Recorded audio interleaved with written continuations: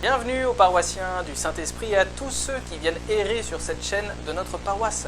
Vous trouverez une version longue de la vidéo qui va suivre sur ma chaîne YouTube personnelle, dont vous pouvez trouver un lien en haut de la page d'accueil de notre paroisse du Saint-Esprit sur YouTube. N'hésitez pas à la visiter et à vous abonner pour pouvoir recevoir régulièrement du contenu. Bonne journée à tous!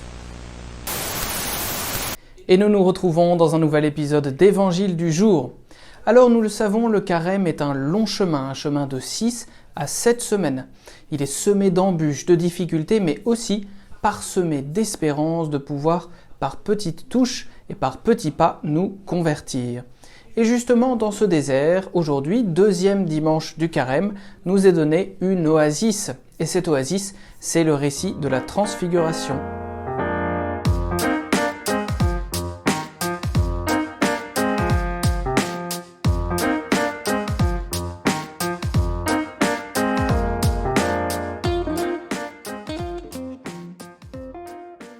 Évangile de Jésus-Christ selon saint Marc. En ce temps-là, Jésus prit avec lui Pierre, Jacques et Jean, et les emmena, eux seuls, à l'écart sur une haute montagne. Et il fut transfiguré devant eux. Ses vêtements devinrent resplendissants, d'une blancheur telle que personne sur terre ne peut obtenir une blancheur pareille. Élie leur apparut avec Moïse, et tous deux s'entretenaient avec Jésus. Pierre alors prend la parole et dit à Jésus : « Rabbi, il est bon que nous soyons ici. Dressons donc 3 tentes, une pour toi, une pour Moïse et une pour Élie. » De fait, Pierre ne savait que dire, tant leur frayeur était grande. Survint une nuée qui les couvrit de son ombre, et de la nuée une voix se fit entendre : « Celui-ci est mon fils bien-aimé, écoutez-le. » Soudain, regardant tout autour, ils ne virent plus que Jésus seul avec eux. Alors pourquoi est-ce que la transfiguration chez saint Marc est pour nous, en ce deuxième dimanche du carême, une oasis véritable ? Remettons d'abord les choses un peu en contexte. Chez saint Marc au chapitre 8, il y a eu en premier lieu la confession de Pierre. Mais après cet événement, comme pour tempérer un peu cet enthousiasme, Jésus va marteler des annonces de sa passion au chapitre 8, au chapitre 9, au chapitre 10.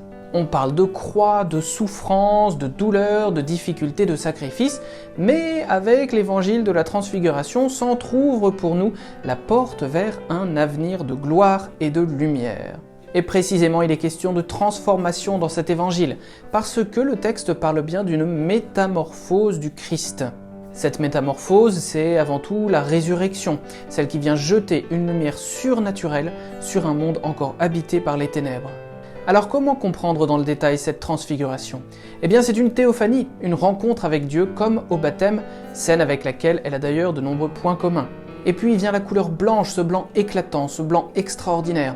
Ce blanc dans la Bible, nous le connaissons bien, c'est le blanc divin, le blanc du ciel de Dieu.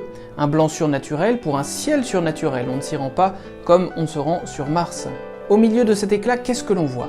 Jésus le Christ encadré par Élie d'un côté et Moïse de l'autre qui vont converser avec lui, mais il est en leur centre.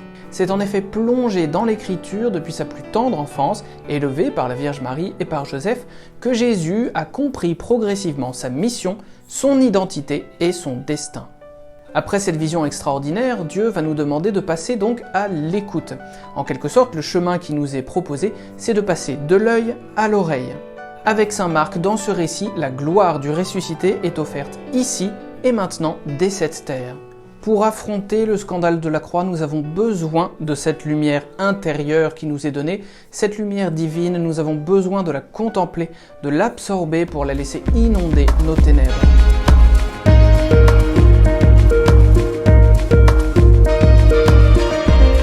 Temps de carême, cette lumière intérieure ne peut évidemment que croître avec notre propre prière et la fréquentation des sacrements dans l'Église. Ne nous en privons pas.